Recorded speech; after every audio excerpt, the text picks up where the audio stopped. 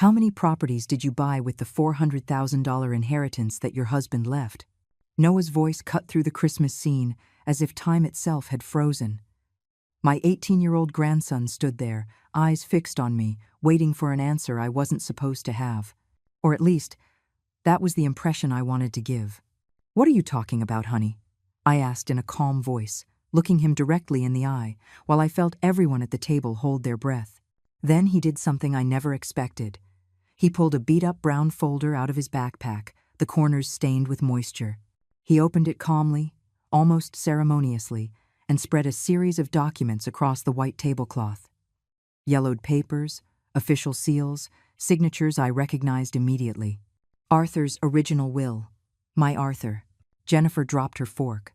The sound of metal hitting china echoed in the absolute silence that had settled over the living room. Richard, my son, the lawyer, turned pale. So pale that for a moment I thought he was going to pass out right there, in front of his wife, in front of his kids, in front of everyone. "Grandma," Noah continued, his voice firmer now, more sure of itself. "These are the real documents. The ones Grandpa Arthur signed 3 days before he died. Right here it says he left you $400,000 in cash, 3 properties downtown, and the stocks from his business." My other grandkids watched the scene without fully understanding what was happening. The little ones kept eating their dessert, oblivious to the earthquake that had just been unleashed at the table. But the adults. Oh, the adults knew exactly what every word Noah was saying meant. Jennifer tried to smile. It was the fakest smile I had ever seen in my life. "Noah, sweetie, I don't know where you found those papers, but clearly there's a mistake. Your grandfather didn't leave anything. Only debts. Your grandmother knows that better than anyone." "A mistake?" Noah asked, and pulled out another document. "Then this is a mistake too, right, Mom? The deed to your house in Dad's name, bought exactly 2 months after Grandpa died. Value, $150,000. Cash payment." The silence became deafening. Richard cleared his throat. My son, the successful attorney, the one who always had an answer for everything, couldn't articulate a single word. His wife, Sarah, looked at him in confusion, waiting for him to explain, to deny it, to do something. But Richard just stared at the documents on the table as if they were venomous snakes.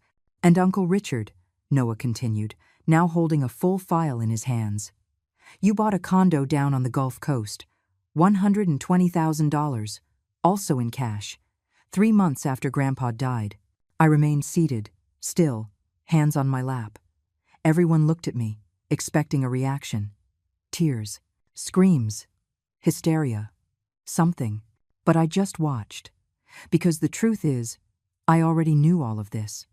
I had spent 3 months discovering every detail, every lie, every betrayal. And I had decided that this moment, this Christmas dinner, would be the perfect stage for the truth to come to light. Not through my voice, but through the voice of someone they would never suspect. Their own son, their own nephew. "Grandma," Noah said, and now his voice trembled a little. "You knew about this." I looked at my grandson. This brave boy who had come to my house 3 months ago, crying, with those same documents in his hands, saying he had found everything by accident in his father's desk. This boy who asked me if I knew I had been robbed. This boy who, when I told him I had just discovered it myself, hugged me and cried with me for hours. "No, honey," I lied softly, holding his gaze. I didn't know anything, but in my eyes, Noah could see the truth, and he understood that this was part of the plan, that I needed everyone to think I was discovering this in that very moment, along with them, so the impact would be even greater. Jennifer stood up abruptly. "This is ridiculous. Mom, don't listen to him. The boy is confused. He probably found old papers that don't mean anything." "Old papers?" Noah let out a bitter laugh. "Mom, I have the certified copies from the county clerk. I have the bank statements from the account Grandpa left. I have everything." Richard finally spoke. "Noah, you don't understand the full situation. There were expenses, the funeral, the debts, the—" "Expenses of $400,000? Noah interrupted. "The funeral cost $8,000. I know because I found those invoices, too." "Where are the other $392,000, Uncle Richard?" My son didn't answer. He just stared at his plate as if he wanted to disappear into it. Sarah, Richard's wife, turned to her husband. Richard, what is he talking about? What is all this? But Richard couldn't look her in the eyes. I stayed seated, observing. Part of me wanted to scream, wanted to flip the table, wanted to demand answers. But another part of me, the part that had spent 12 years living on $150 a month after rent, the part that had to borrow money to buy medicine, the part that had been treated like a burden by her own children, that part wanted to see how this played out. I wanted to see them squirm, see them look for excuses, see how the truth slowly crushed them. Grandma, Noah said, kneeling beside my chair and taking my hand in his. I am so sorry. I'm sorry you had to live like that all these years. I'm sorry I didn't find out sooner. I squeezed his hand. This boy, this beautiful boy, who had been my salvation without even knowing it. Jennifer tried to regain control. Mom, this is a misunderstanding. We can explain everything. We made decisions that we thought were best for you, for the family, best for me. The words left my mouth before I could stop them. Hiding that my husband left me an inheritance was better for me, Jennifer? My daughter paled. Letting me live in that 2-room apartment while you bought houses with my money was better for me? Richard lowered his head. Watching me count coins to buy bread while you traveled to Europe was better for me?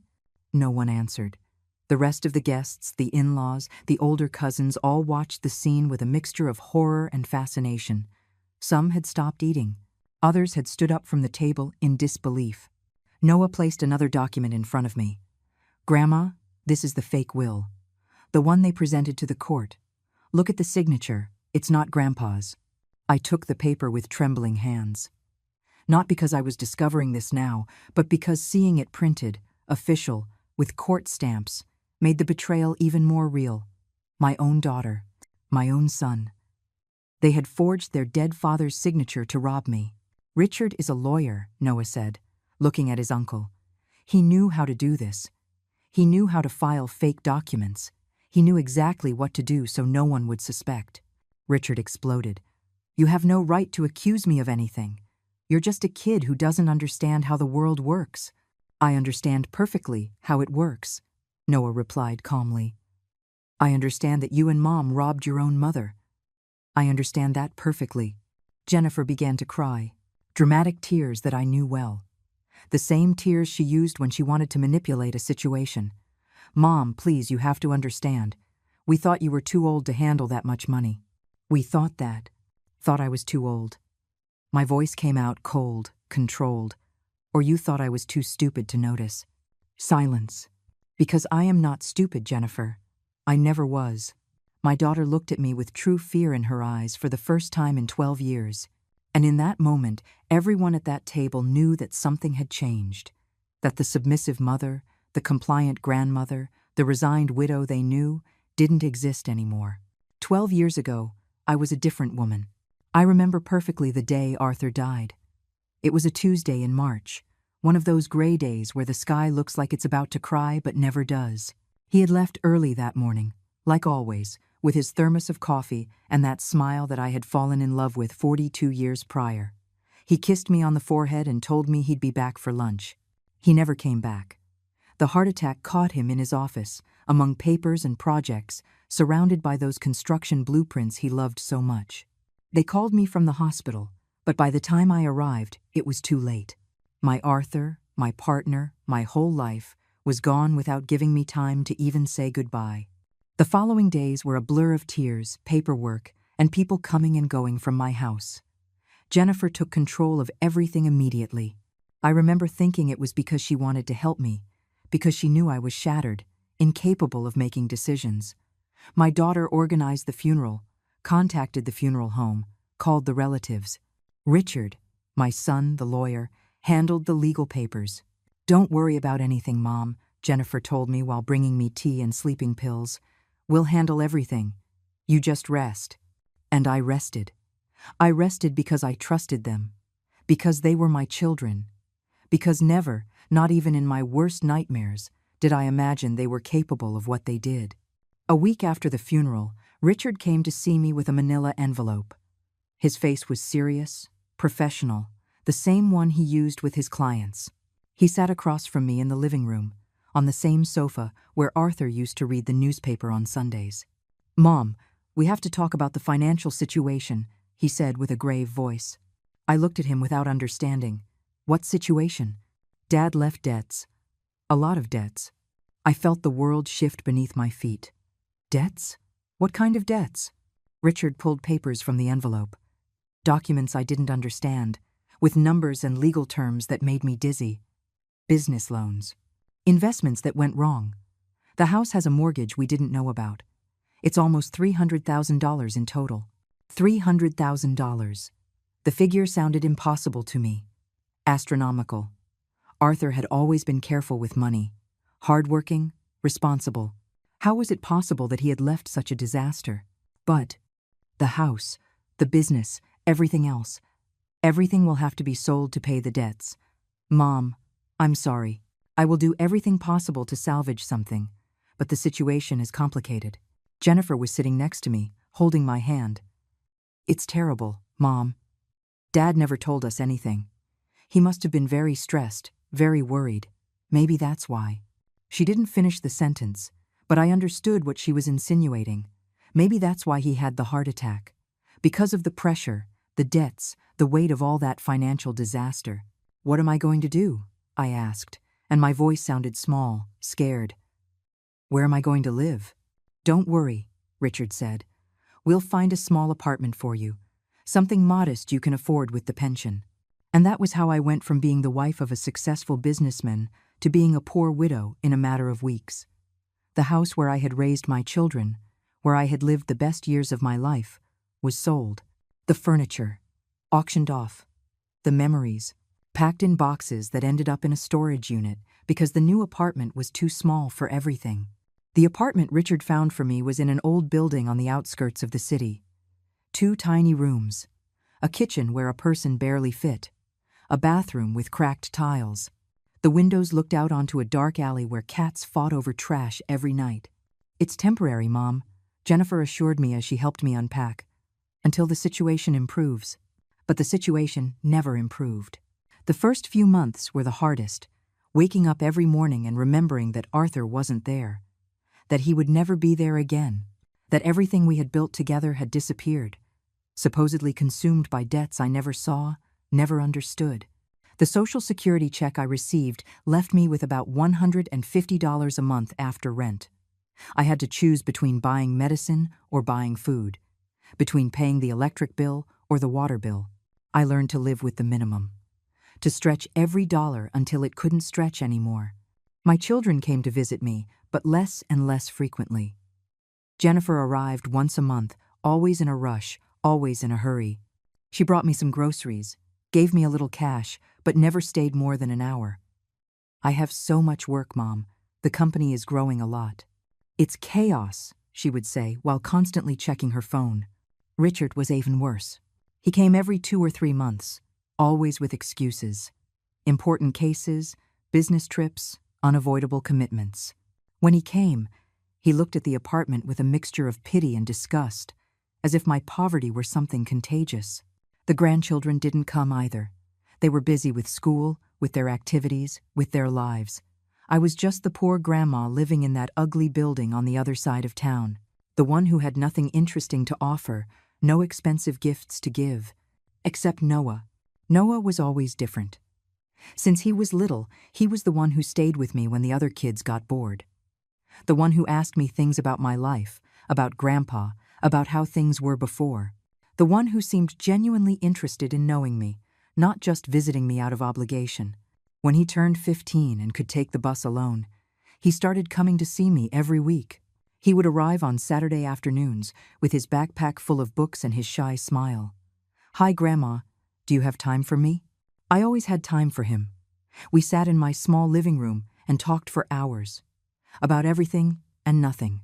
About his dreams of studying architecture like his grandfather. About his problems at school. About the fights with his mother. "Mom is very stressed lately," he told me. "She's always talking about money, investments, properties, as if nothing else mattered." I nodded, keeping my own thoughts to myself, because I had noticed the same thing. Jennifer had changed in those years. She had become harder, colder. She wore expensive clothes, drove a new car every year, talked about trips to exotic places. And I, her mother, continued living on $150 a month. Sometimes I wondered how it was possible. If Arthur's debts had been so devastating, how could my children live so well? Richard had a successful firm, yes, but he had started from scratch after his father's death. Jennifer worked in marketing, a decent job but not extraordinary. Where was so much money coming from? But I always chased those doubts away. I didn't want to be that resentful mother, envious of her children's success. I told myself that they had worked hard, that they deserved it, that I should be proud. Years passed. 5, 6, 7. I aged in that small apartment, my health slowly deteriorating. I developed arthritis in my hands. My knees started to fail. I needed increasingly expensive medicines that I could barely afford. On my 70th birthday, Jennifer organized a small dinner at her house. A huge house in an exclusive gated community, with a garden, a pool, and a kitchen bigger than my entire apartment. She picked me up in her car, a brand new black sedan that smelled of new leather and expensive perfume. "Do you like the house, Mom?" she asked, as she showed me every room with pride. "It's beautiful," I replied. And it was true. It was beautiful. And every corner of that beauty reminded me of how small and sad my own home was. During dinner, I accidentally overheard a conversation between Jennifer and Richard. They were on the patio, thinking I couldn't hear them from the living room. "Did you finish with the paperwork for the downtown property?"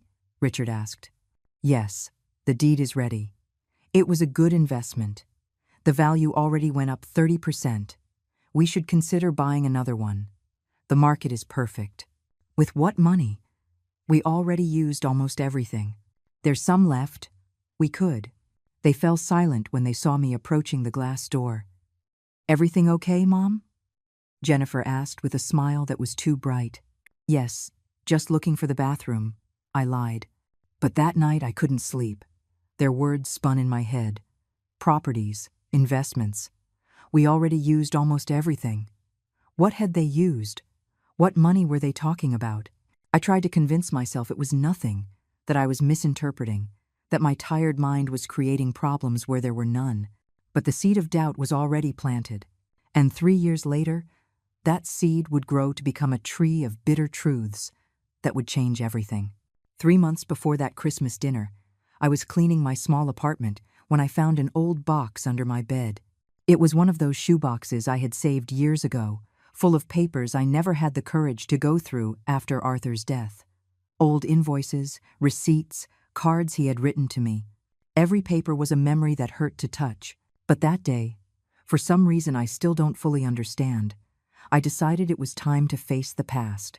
Among the yellowed letters and faded photographs, I found a white envelope I didn't remember seeing before. It was sealed, with my name written in Arthur's handwriting. "For Margaret, in case something happens to me." My hands trembled as I opened it. Inside was a short letter, written 3 weeks before his death. "My love, if you are reading this, it is because I am no longer with you. I want you to know that everything is in order. I spoke with the attorney, Mr. Henderson, this week and left everything prepared. The house, the business, the savings, everything is yours. It is $400,000 in the bank, plus the 3 commercial properties downtown and the company stock. Don't let anyone tell you otherwise. The papers are in the safe in my office. The code is your birthday. I love you and I am sorry for not being better at showing it every day." I read the letter 3 times. 4, 5. The words didn't change, but my reality did. $400,000, 3 properties, company stock. Richard had told me Arthur left only debts. $300,000 in debts. He had shown me papers, legal documents with his signature, with official seals. I had believed him because he was my son, because he was a lawyer, because I had no reason to distrust him. But Arthur would never lie in a letter, not in his final words to me. I sat on the edge of the bed, the letter still in my hands, and for the first time in 12 years, I allowed a terrible question to cross my mind. Had I been robbed by my own children? I couldn't breathe. The small apartment felt even more suffocating. The walls seemed to close in on me. I got up, walked to the window, looked at the dirty alley where I had lived for more than a decade. A decade in poverty while my children bought houses, new cars, traveled the world. With my money. I wanted to cry, but the tears didn't come. Instead, I felt something colder, deeper, a terrible clarity that cut like ice. I needed to know the truth. The next day, I took 3 buses to get to the city center. My knees hurt with every step, but I didn't stop. I found Attorney Henderson's office in an old but elegant building. The receptionist looked at me with curiosity when I gave my name. "Do you have an appointment with Mr.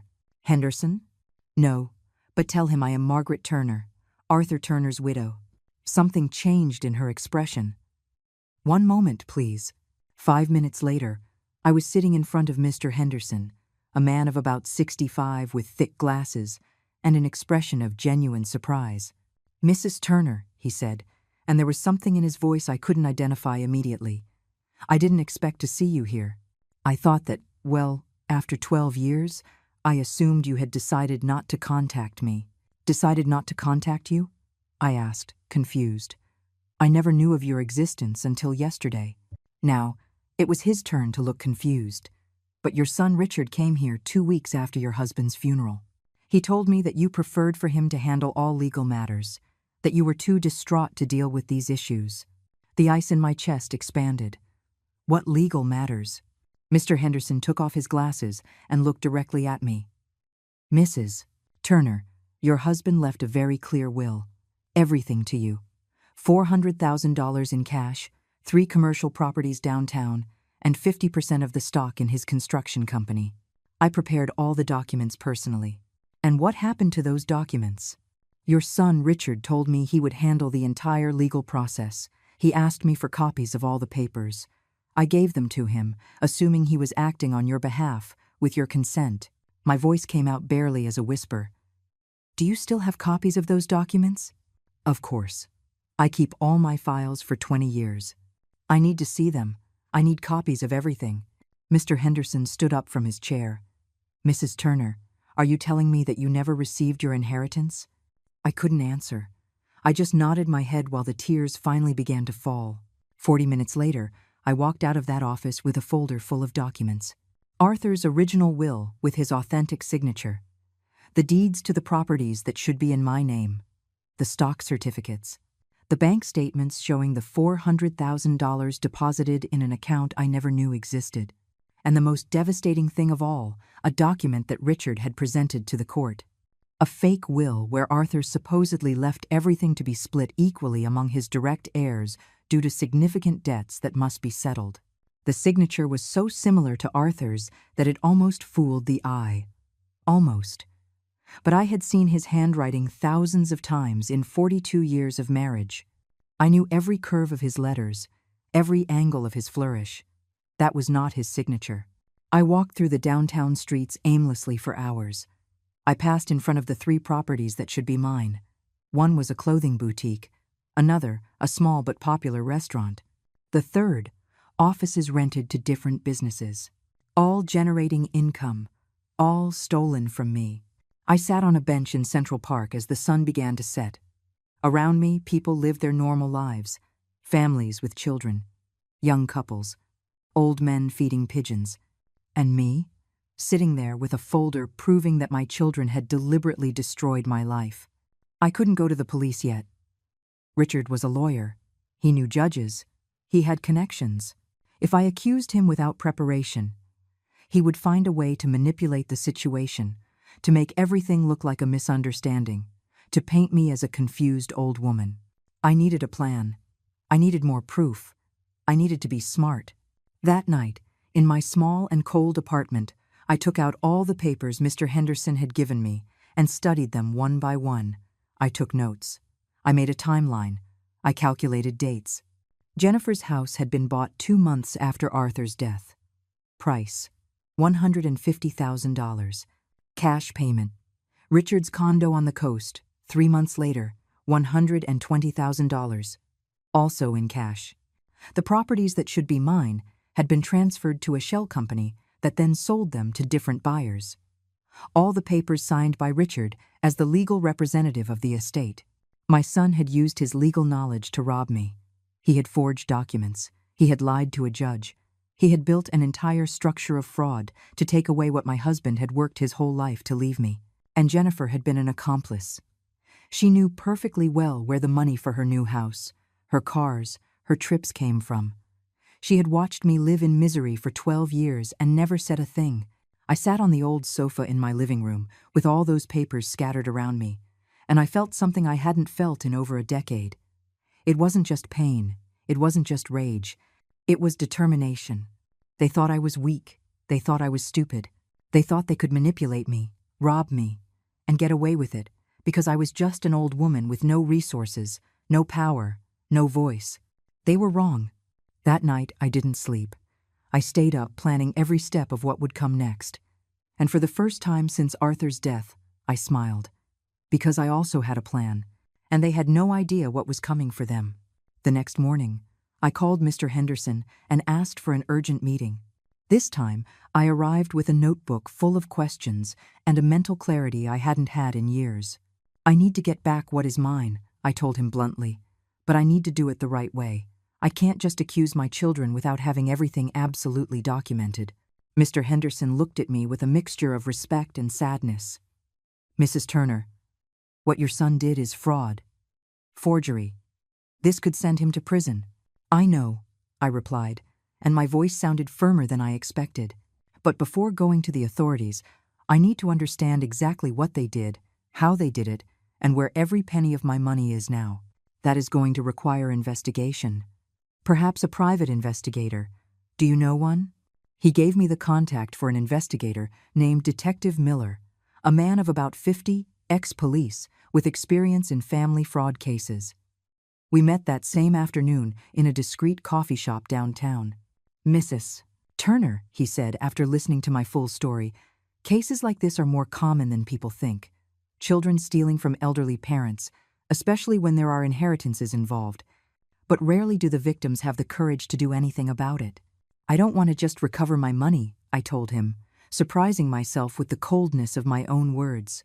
I want them to face the consequences of what they did. I want everyone to know the truth. Detective Miller nodded. Then we need to build an airtight case. I'm going to track every transaction, every property, every financial move they have made since your husband's death. But this will take time. And money. I looked at the few bills I had in my wallet. Barely enough for the week's food. I don't have much. I know. That's why I'm going to do this for a minimal fee now, and the rest when you recover your inheritance. Call it an investment in justice. During the following weeks, my life became a double existence. On the outside, I remained Margaret, the poor grandmother living on a miserable pension. But inside, I had transformed into something different. A woman with a mission.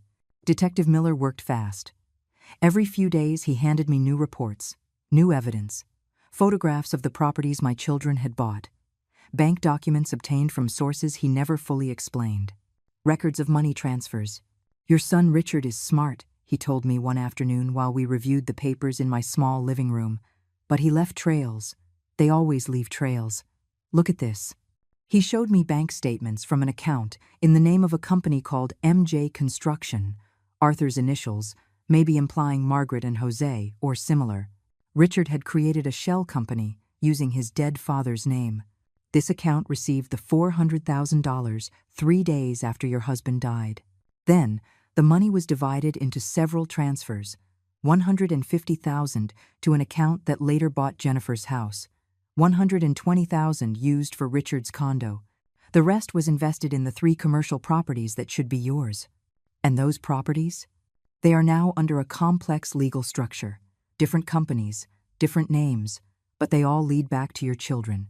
The rents they generate go straight to their personal accounts. I did the math in my head.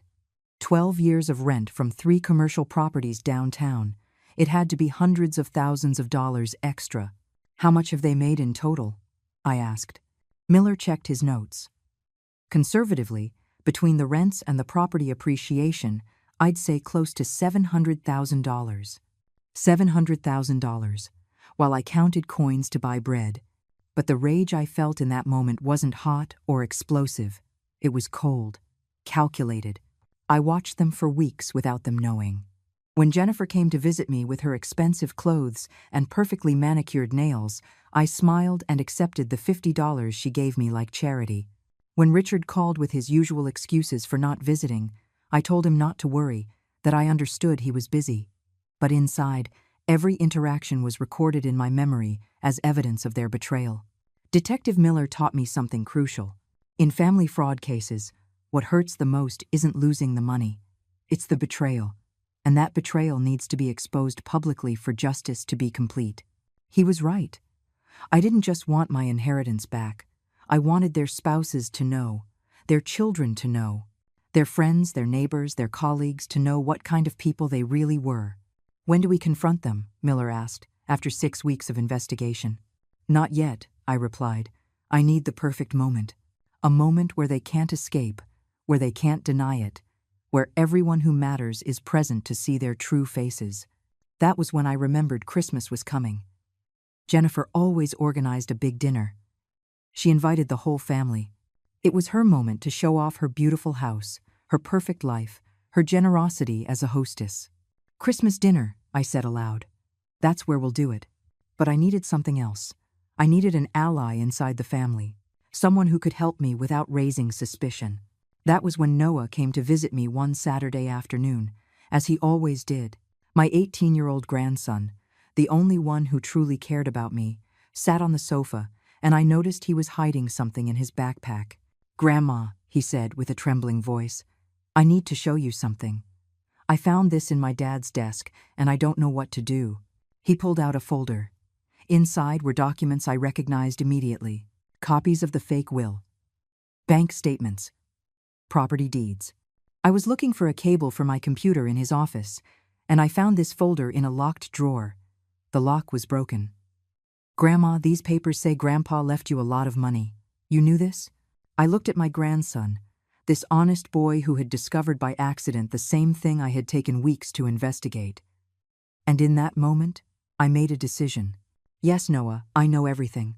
His eyes filled with tears. "Why? Why would they do this? You've been living like this all these years, and they have so much." I hugged him while he cried.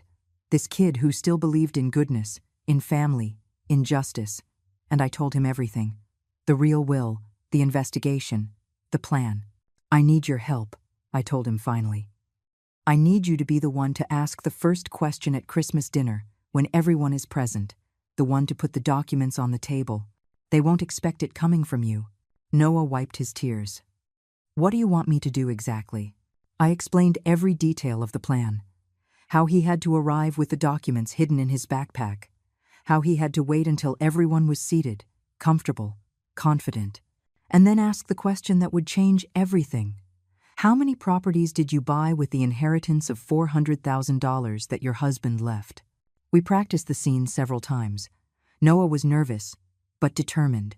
"This is going to destroy my mother," he said at one point. "Your mother destroyed herself the day she decided to rob me," I replied. In the following weeks, I continued my performance as the ignorant, poor grandmother. I accepted Jennifer's invitation to Christmas dinner with a grateful smile. I told her I couldn't bring anything because I didn't have money, and she responded with that condescension I now recognized as cruelty in disguise. "Don't worry, Mom. You just come and enjoy yourself." Meanwhile, Mr. Henderson prepared all the legal documents. Lawsuits against Richard and Jennifer for fraud, forgery, and embezzlement. Court orders to freeze their accounts and place liens on the properties bought with my money. Everything ready to be filed the day after Christmas. "Are you sure about this?" Henderson asked me days before the dinner. "Once it starts, there is no going back. Your children could go to prison." I thought about the 12 years living in that horrible apartment, the nights without heat, the medicines I couldn't buy, the humiliation of depending on handouts from people who had stolen from me. I am completely sure. The night before Christmas, I couldn't sleep. I reviewed every document one more time. Every proof, every line of evidence. Everything was perfect. I looked at myself in the bathroom mirror. A 70-year-old woman stared back. Deep wrinkles, gray hair, hands trembling from arthritis. But in my eyes, there was something new, something that hadn't been there in 12 years. Power. Tomorrow, I thought. Everything changes. Tomorrow I recover not only my money but my dignity, my life, my voice. Christmas morning dawned cold and clear. I woke up early, like always, but this time it wasn't from insomnia or joint pain. It was anticipation. I showered carefully, letting the hot water relax my tense muscles. I dressed in the most decent clothes I had, a gray dress I had bought at a thrift store years ago. Nothing fancy, nothing that drew attention. I wanted to look exactly like what they thought I was, a poor, harmless, defeated old woman. I called Noah at 9 in the morning. "Are you ready?" I asked. "I'm terrified, Grandma. But yes, I'm ready. You have the documents?"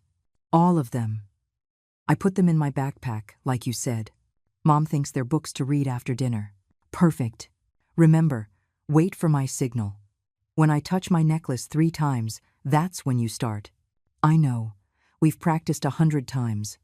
"Noah," I said, and my voice softened. "Thank you. You don't know what it means to me to have someone on my side. You're my grandma. I'm always going to be on your side. What they did to you is unforgivable." After hanging up, I sat in my small living room and mentally reviewed every step of the plan one more time. Detective Miller had given me the final update on his investigation 2 days prior. We had everything: bank movements, deeds, transfers, emails between Richard and Jennifer discussing how to handle the mom situation, as if I were a problem to solve and not a person they had destroyed. Attorney Henderson had all the legal documents prepared. Tomorrow, December 26th, we would file the suits. But first I needed this. I needed the truth to come out in front of the whole family. I needed everyone to know who Richard and Jennifer really were. At 4 in the afternoon, Jennifer picked me up in her car. She arrived 15 minutes late, as usual, talking on the phone about some business deal when I got in. "Hi, Mom," she said, covering the phone with her hand. "Give me a second." I sat in silence while she finished her conversation about investments and properties. Every word was a reminder of what they had taken from me. But I kept my face neutral, my compliant grandmother expression. "Sorry about that," she said finally as she started the car. "Work never ends, you know." "Don't worry, daughter. I know you're very busy. Dinner is going to be incredible. I hired a caterer. Turkey, ham, 3 types of salads. And the dessert is from that French bakery you used to like so much." Used to like so much. As if I had been able to afford anything from that bakery once in the last 12 years. "Sounds wonderful," I said softly. "And the whole family is coming. Richard with Sarah and the kids. My in-laws. Some cousins. It'll be like old times." Old times. When Arthur was alive. When I was respected, valued, loved. Before they decided my life was worth less than their greed. We arrived at her house, and the contrast with my apartment was obscene. Christmas lights everywhere, expensive decorations, a huge tree in the living room with perfectly wrapped gifts underneath. All paid for with my money. "Go sit down, Mom. Make yourself comfortable," Jennifer said as she disappeared into the kitchen. I sat in the living room, observing every detail. The Italian leather sofa, the giant TV on the wall, the paintings that probably cost more than I spent on food in a year, all stolen from me. The guests began to arrive. Richard with his family, smiling, hugging me with that falseness I now saw so clearly. His children, my grandchildren, greeted me with distant courtesy. Only Noah hugged me for real, whispering in my ear, "I'm here, Grandma." The cousins arrived, the in-laws, close family friends.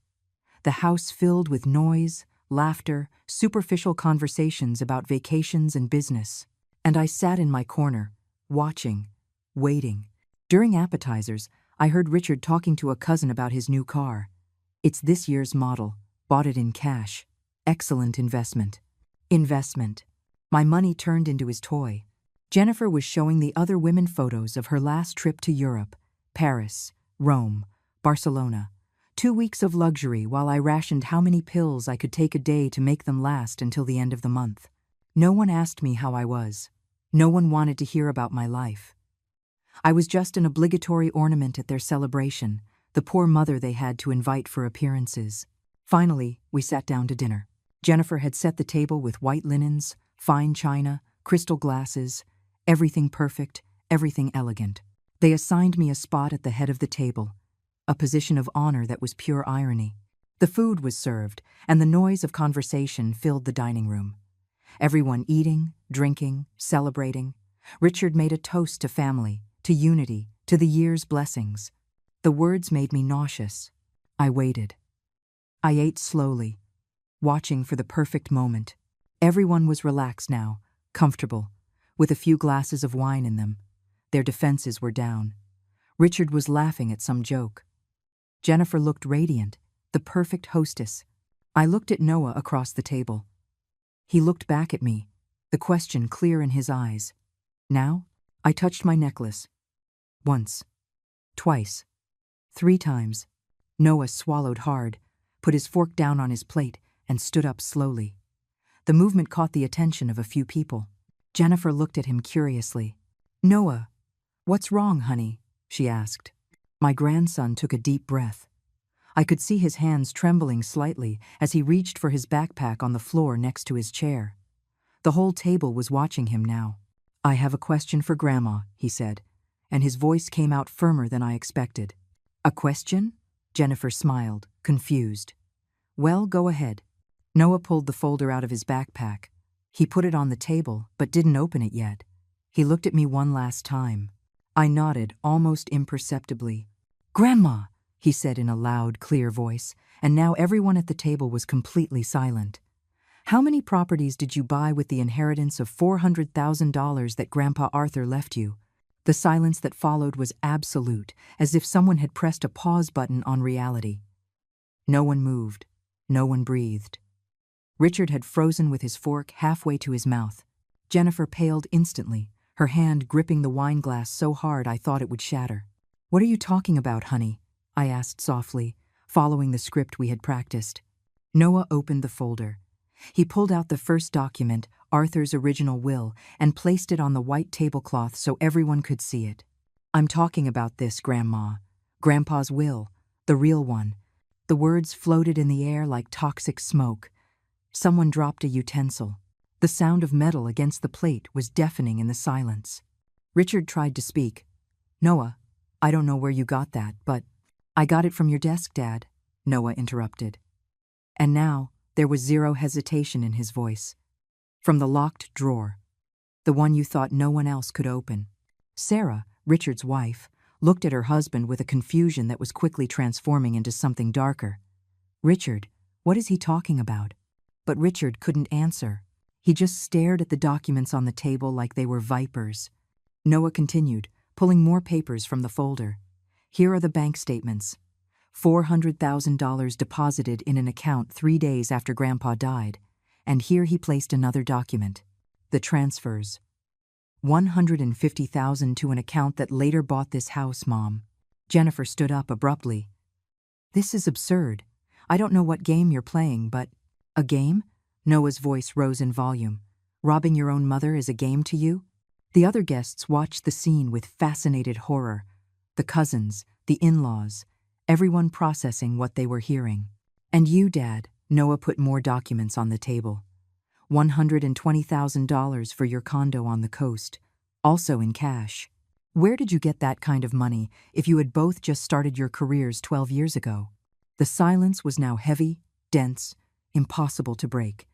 And I, sitting in my place of honor at the head of the table, watched them all. I watched how Richard tried to find words that didn't come, how Jennifer desperately looked for an exit that didn't exist, how their spouses, their children, their guests began to understand the magnitude of what they had done. I touched my necklace again, but this time it wasn't a signal for Noah. It was a signal to myself. It was time to speak. I let the silence extend a little longer. I let the weight of Noah's question crush everyone at that table. I let Richard and Jennifer feel for a moment what I had felt for 12 years. Absolute powerlessness. Then I spoke. My voice came out calm, almost soft. "I didn't buy any properties, Noah. I didn't know anything about that inheritance until 3 months ago." All eyes turned to me. Sarah, Richard's wife, looked at me with wide eyes. Jennifer's in-laws had stopped eating completely. The cousins exchanged looks of confusion and horror. "Mom, no," Jennifer began, but I cut her off with a gesture of my hand. When Arthur died 12 years ago, Richard came to see me a week after the funeral. He told me his father had left only debts, $300,000 in debts. He showed me papers, legal documents. I believed him because he was my son, because he was a lawyer, because I had no reason to think he would lie to me. Richard had placed both hands on the table as if he needed to hold on to something. His face had gone from panic to pure terror. They told me everything had to be sold. The house where I raised my children, the furniture, the memories, everything to pay those alleged debts. They got me a small apartment on the outskirts of the city, 2 tiny rooms where my things barely fit. My voice remained calm, but every word fell like a stone in still water, creating ripples that touched everyone at the table. I lived for 12 years on $150 a month from my pension. 12 years choosing between buying food or buying medicine. 12 years in a building where the hot water worked 2 days a week. 12 years believing my husband had left me in ruin. Jennifer had tears running down her cheeks now, but they weren't tears of repentance. They were tears of panic, of desperation to find a way out. Meanwhile, I continued, and my voice hardened just a little.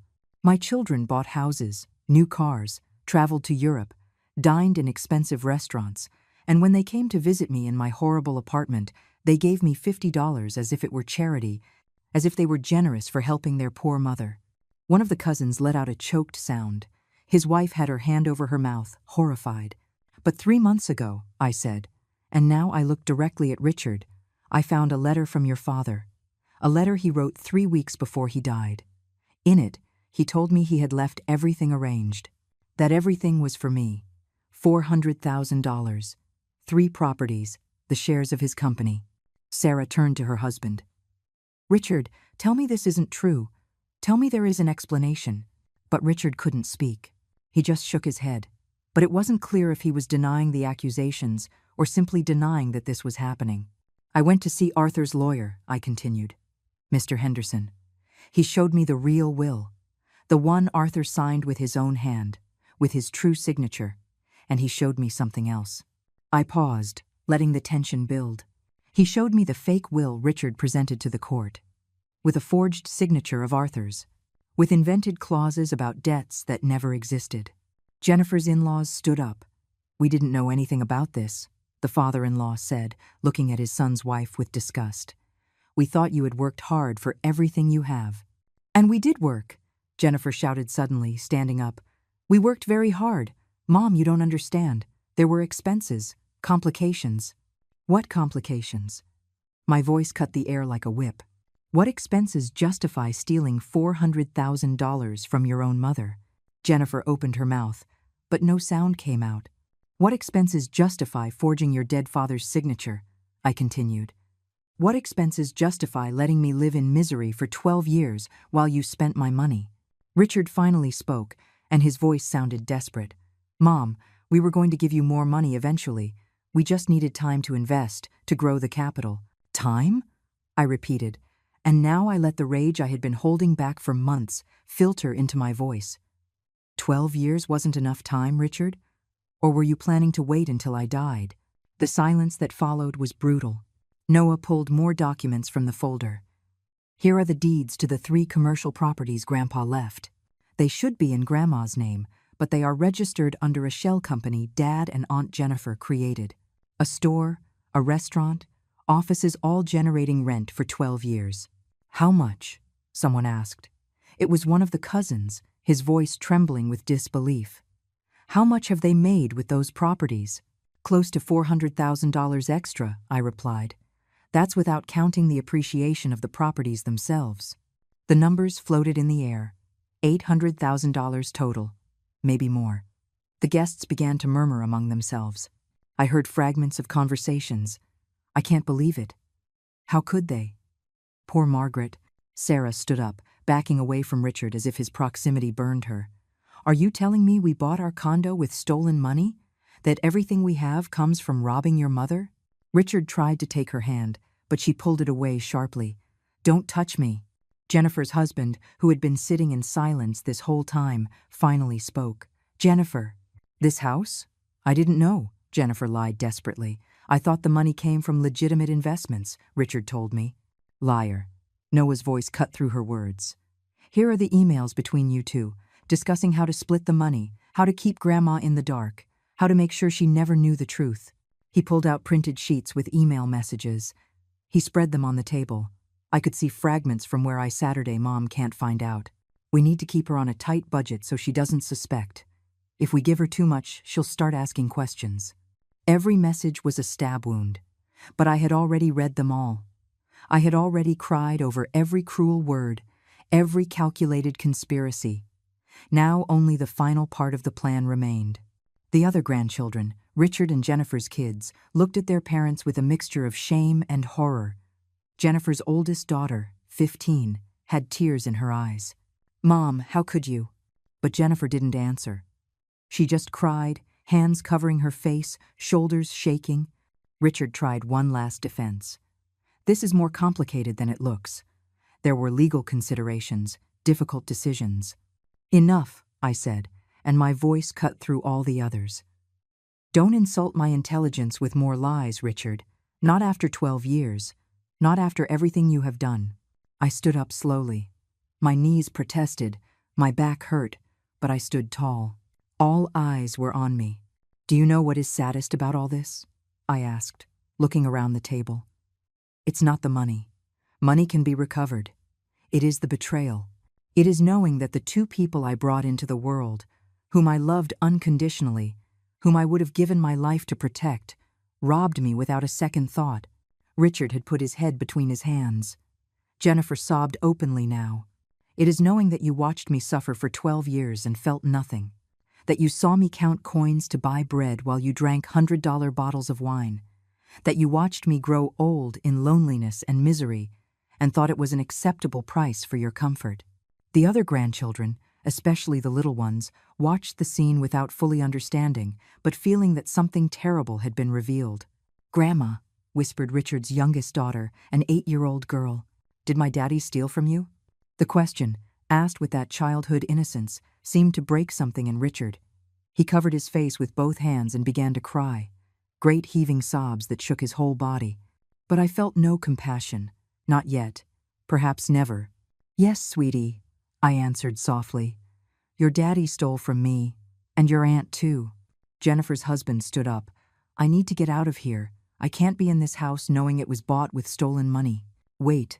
Jennifer tried to stop him, but he was already walking toward the door, taking their younger children with him.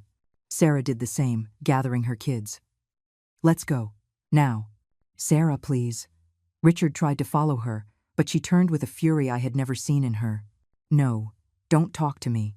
Don't touch me. I don't want anything from you until this is resolved. And maybe not even then.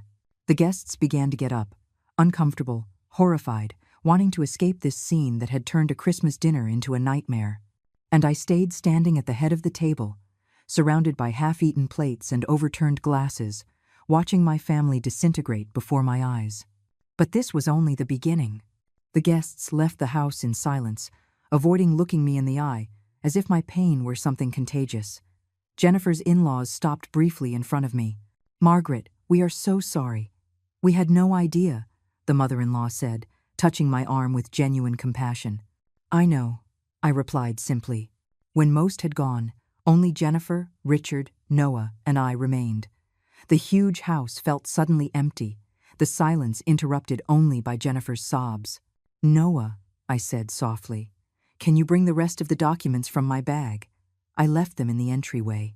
My grandson nodded and left the room. Richard finally looked up.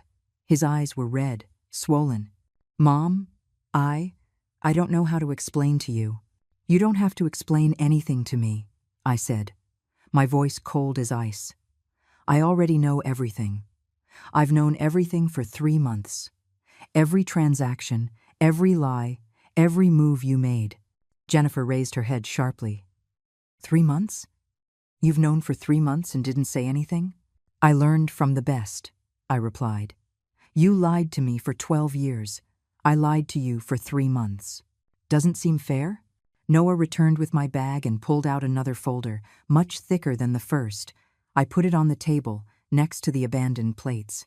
"This," I said, tapping the folder lightly, "is the result of 3 months of investigation.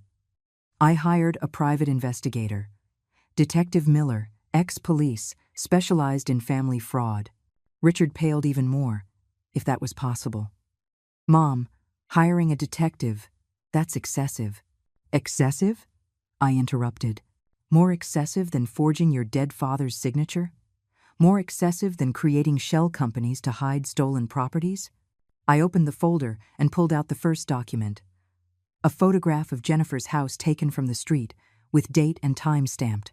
"This house," I said, "was bought for $150,000 in cash on May 12th, 2 months after your father's death. The money came from the MJ Construction account. Your father's initials. Jennifer, you used his name to create a shell company and steal his money." Jennifer didn't answer. She just looked at the photograph as if it were the first time she was seeing her own house. I pulled out more photos. Richard's condo on the coast, $120,000. Bought 3 months later. Same money source. I continued pulling out documents. Bank statements, with fluorescent markers highlighting specific transfers. Property records. Purchase contracts. "The 3 commercial properties Arthur left me," I said, putting 3 separate folders on the table, "were transferred to a company called Center Family Investments. The only shareholders of that company are Richard Turner and Jennifer Turner. You too." Richard had his head in his hands again. "We did it to protect the assets, to grow the capital." "For whom?" My voice rose for the first time. "For whom were you protecting the assets, Richard?" "They were mine. Everything was mine. We were going to give it back," Jennifer sobbed. "I swear, Mom, we just needed time to." 12 years wasn't enough time," I shouted, and I felt all the emotions contained for months finally surfacing. "How much more time did you need? 20 years? 30? Or did you expect me to die first so you would never have to answer to me?" The silence that followed was answer enough. I took a deep breath, trying to regain control. This wasn't the moment to lose it. I still had more to reveal. "Detective Miller did a very thorough job," I continued, my voice returning to that cold, controlled tone. "He tracked every penny of my inheritance. Do you want to know where it is now?" I pulled out a 20-page document. "This is the full accounting. The initial $400,000 was divided like this: $150,000 for Jennifer's house, $120,000 for Richard's condo, and the rest was used to buy the 3 commercial properties that should be mine." I turned the pages, showing them numbers I had already memorized. "Those properties have generated rent for 12 years. The clothing store on Main Street, $3,000 a month. The restaurant on the avenue, $4,500 a month. The offices in the commercial building, $5,000 a month. That is $12,500 monthly." I paused so the numbers would sink in. Multiplied by 12 months, by 12 years. That is $1,800,000 in rent.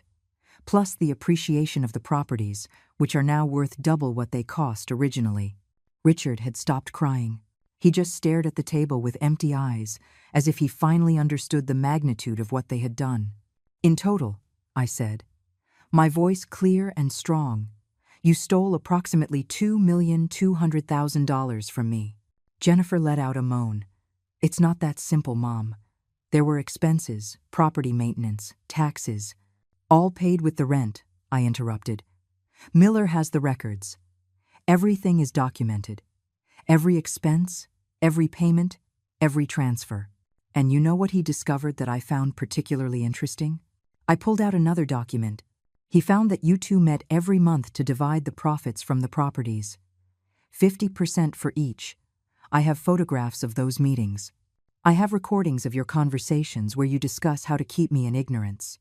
Noah, who had been silently watching everything, spoke for the first time. "We also found something else, Grandma." "Tell them." I smiled at my grandson, grateful for his support. "Yes, there is more. Richard, as a lawyer, you knew you needed to cover your tracks. So you created fake documents, not just the will. You created fake invoices for Arthur's alleged debts, receipts for loans that never existed. You even forged lenders' signatures to make it all look legitimate. I pulled out a stack of documents. These are the fake invoices. And here I pulled out another stack. Here are the real documents from the bank, certifying that Arthur didn't have any outstanding loans at the time of his death. In fact, his account was completely healthy. Richard finally spoke, his voice barely a whisper. How did you get all this? Mr. Henderson helped me. And Detective Miller has contacts everywhere. Banks, public records, old colleagues. Turns out, when you look for the truth with enough determination, you find it. I sat slowly in one of the chairs, suddenly feeling tired. Noah came over and put his hand on my shoulder. There is something else you need to know, I said, pulling the last document from the folder. This is a legal brief prepared by Attorney Henderson. It is a formal lawsuit against you two for fraud, document forgery, embezzlement, and concealment of assets. Jennifer stood up abruptly. You're going to sue us? Your own children? And what did you expect? I replied, my voice tired but firm. That I would forgive and forget? That I would let 12 years of theft and betrayal pass as if it were nothing? We are your family, Jennifer cried. You stopped being my family the day you decided your greed was more important than my well-being. The day you saw me suffer and chose to keep stealing from me. Richard stood up, pacing the room like a caged animal. This is going to destroy me. I'm going to lose my law license. I could go to prison. Yes, I said simply. Probably. Mom, please, he pleaded, falling to his knees in front of me. We'll give it all back, every penny. We'll sell the properties, the houses, everything. But don't report us. Please. I looked at my son on his knees in front of me, begging. Part of me, the part that was still a mother, wanted to yield, wanted to forgive, forget, go back to when things were simple. But that part of me had died during those 12 years in that cold, dark apartment. Do you remember when I came to your office 5 years ago? I asked softly. I needed $500 for an operation on my knee. The doctor said if I didn't get surgery soon, I would lose mobility completely. Richard lowered his head. You told me you were going through financial problems. That you were sorry but you couldn't help me. I left your office crying. I had to borrow from neighbors. It took me 2 years to pay that debt. Jennifer sobbed openly now. That same year, I continued, looking now at my daughter, I asked you to help me pay the rent because they had raised it and I couldn't make ends meet. You gave me $50 and told me you couldn't give more because you were saving for a trip. A month later you went to Paris. I'm sorry, whispered Jennifer. I am so sorry. Do you know how many times I ate only bread during those years? How many nights I spent cold because I couldn't turn on the heat? How many times I thought about giving up, that maybe it would be easier to just die? None of you answered. But I didn't give up, because I always thought my children needed me, that I had to be here for them. How ironic, right? I suffered for you while you got rich off my suffering. I stood up with Noah's help. Tomorrow, Attorney Henderson will file the lawsuits, the properties will be seized, your accounts frozen, and you will face criminal charges. Mom, no. Richard tried to grab my hand, but I pulled it away. This is not negotiable. You made your decisions 12 years ago. Now, I make mine. I walked toward the door, with Noah by my side. In the doorway, I stopped and turned one last time. Merry Christmas, I said. And there wasn't a hint of irony in my voice, only infinite sadness. We left that beautiful house bought with my stolen money, and I didn't look back. The day after Christmas dawned gray and rainy, as if the sky were crying for what remained of my family. Noah had stayed to sleep in my apartment, insisting I shouldn't be alone. I found him on the small living room sofa, awake, staring at the ceiling. Did you sleep at all? I asked. Not much. I keep thinking about everyone's faces last night. I know. I didn't sleep either.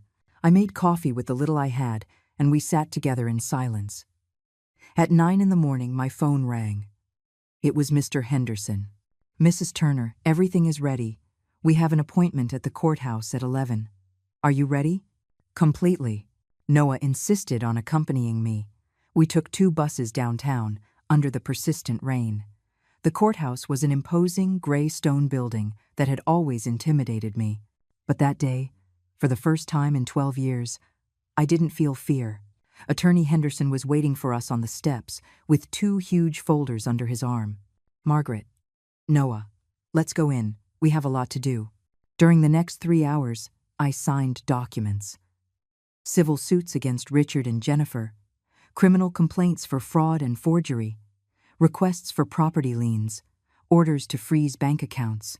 Every signature was one more step toward justice. How long will all this take? I asked as the lawyer reviewed the last papers. These cases can take months, even years. But with the evidence we have, it is practically impossible for them to win. And given that Richard is a lawyer, the Bar Association will open its own investigation. He could lose his license permanently. Good, I said, and I didn't feel an ounce of guilt. We left the courthouse at 1 p.m. My phone had been ringing constantly. Calls from Richard, from Jennifer, from numbers I didn't recognize. I ignored them all, until I saw a message from Sarah, Richard's wife. Margaret, I need to talk to you. Please. Not about forgiving him.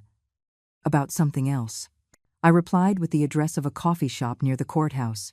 She arrived 20 minutes later, eyes red and an expression that had aged 10 years in one night. Thank you for coming, she said, sitting across from me. Noah had stayed discreetly at another table.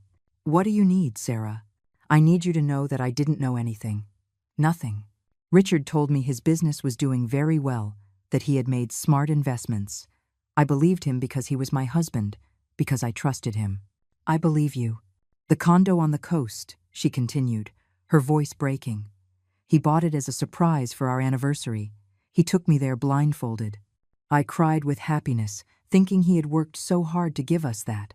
And all this time it was money stolen from you. Sarah covered her face with her hands. Last night, after we left, I confronted him. I demanded he tell me the whole truth. At first he tried to lie, to minimize, but finally he confessed everything. Margaret, they didn't just steal from you. I looked up sharply. What do you mean? I found other documents in his study. He was stealing money from some of his clients. Small amounts he thought no one would notice. Money from trusts, from estates. He's been doing it for years. I felt my stomach turn. How many clients? I don't know exactly. But I saw at least 5 different names. Margaret, my husband isn't just a thief. He is a serial criminal. I took my phone and called Attorney Henderson immediately. I told him what Sarah had just revealed. His response was immediate. I need those documents. This is bigger than we thought. Sarah nodded. I have them in my car. I took them from the house this morning while Richard was sleeping, or rather while he was passed out. He drank half a bottle of whiskey after everyone left. An hour later, Henderson had copies of everything. Documents proving Richard had been embezzling client funds for at least 5 years. They weren't huge amounts from each client, $5,000 here, $10,000 there, but they added up to more than $200,000 in total. This changes everything, Henderson said, reviewing the papers with growing horror. It is no longer just a family case. This is going to involve the state bar, the district attorney, possibly the FBI if any of this crossed state lines. What's going to happen? Sarah asked, her voice small. Richard is going to prison. Without a doubt. And Jennifer, as an accomplice in Margaret's case, probably too. Sarah began to cry silently. What am I going to do? I have 3 children. Our house, our cars, everything was bought with stolen money. We're going to lose everything. I felt a pang of compassion for her. Sarah was innocent in all this. A victim of Richard's lies just as much as I was. Your house is in your name too, right? I asked. Yes. Richard insisted on that for tax purposes. Then part of it might be saved. I don't know how much, but something. And Sarah, I took her hand. You are young. You have a career. You're going to get through this. But my kids, how do I explain that their father is a criminal? I had no answer for that. That afternoon, while Noah and I returned to my apartment, I received a call from an unknown number. This time I answered. Mrs. Turner? It was a woman's voice I didn't recognize. Yes, who is this? My name is Claudia Flowers. I am a client of your son Richard. Or rather, I was. I just found out what happened. About the lawsuits. And I think he stole from me too. My heart sank. How much? $15,000 from my mother's estate. He was the attorney in charge of distributing funds between my brothers and me. I always thought the math didn't add up, but he assured me there were legal fees, taxes. Now I realize he lied to me. I am so sorry, Claudia. No, Mrs. Turner. I am sorry for you. I read in the news what your children did to you. I can't imagine how that feels. In the news? I repeated, confused. Yes, it's on all the local news sites. Prominent attorney accused of defrauding own mother. It's the headline. After hanging up, I looked online. Claudia was right. The story had exploded. Dozens of articles, comments on social media, even a segment on the evening news. My phone wouldn't stop ringing. Journalists asking for interviews. Other alleged clients of Richard contacting me. Some just wanted to express their support. I turned off the phone and sat on my sofa, overwhelmed by everything that was happening. Noah sat next to me. Grandma, are you okay? I don't know. Part of me feels relieved that the truth is finally out, but another part feels guilt. Not guilt exactly, it's sadness, for what could have been and never will be, for the family I thought I had that never really existed. That night, while trying to sleep in my small bed, I heard a noise outside my door. I got up carefully and looked through the peephole. It was Jennifer. She was sitting in the hallway, back against my door, crying. She didn't call, didn't knock. She was just there, as if the simple fact of being near me could bring her some peace. I stood watching her for several minutes, debating whether to open or not. Finally, I went back to bed. I wasn't ready to talk to her. Maybe I never would be.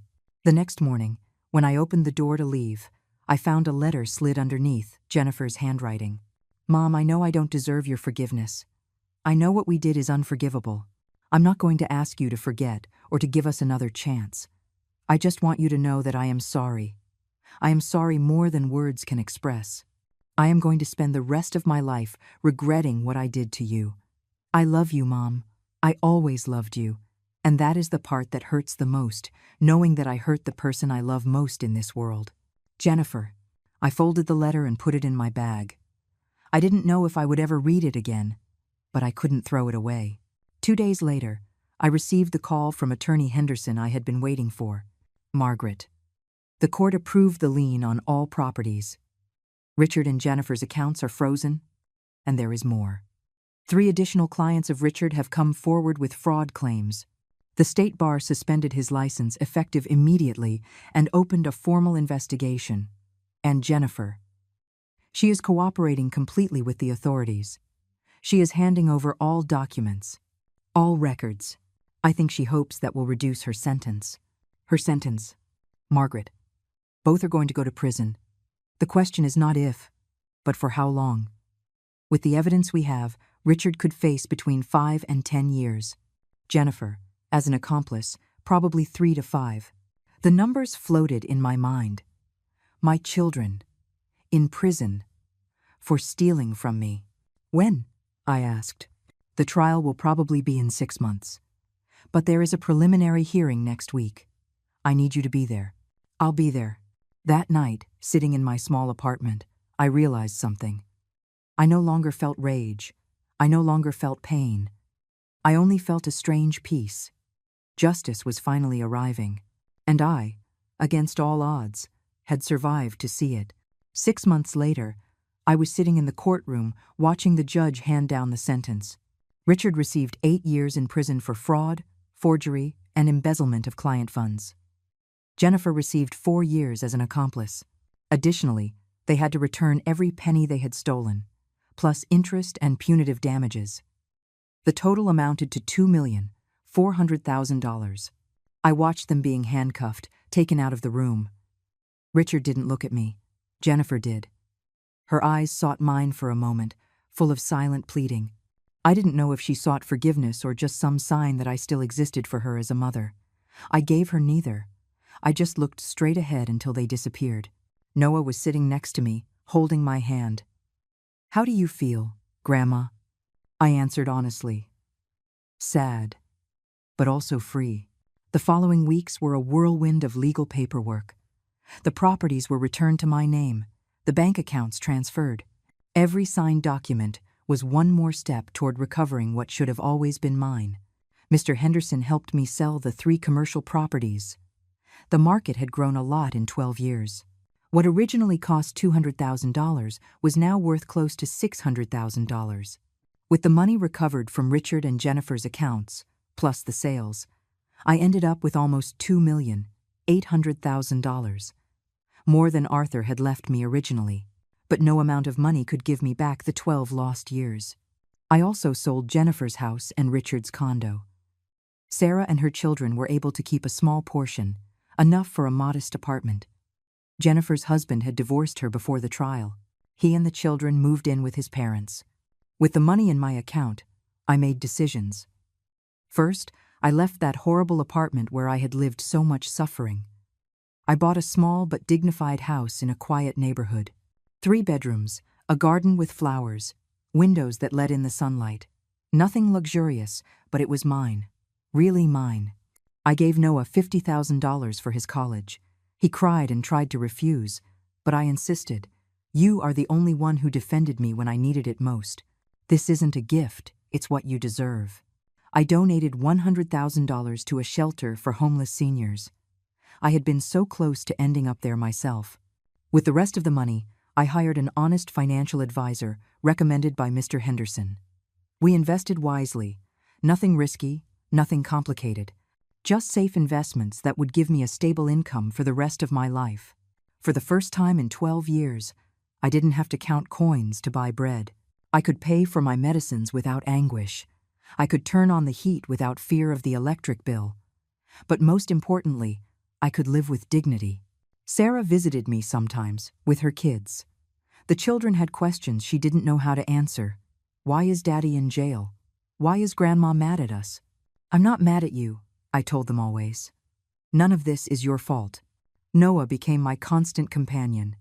He came every weekend, sometimes just to sit with me in the garden and drink tea. He told me about his architecture studies, about his dreams of designing beautiful buildings like his grandfather had done. Do you miss Mom? He asked me one day. I thought about his question for a long while. I miss the daughter I thought I had, but that person maybe never really existed. What I miss is the illusion. The other grandchildren started contacting me little by little. First shy messages, then calls. Some wanted to understand what had happened. Others just wanted to make sure I was okay. I opened the doors of my new house to them. They were not responsible for their parents' crimes. A year after the sentencing, I received a letter from Jennifer from prison. I opened it with trembling hands. Mom, I don't expect you to answer. I just need you to know that every day here I think about what I did to you.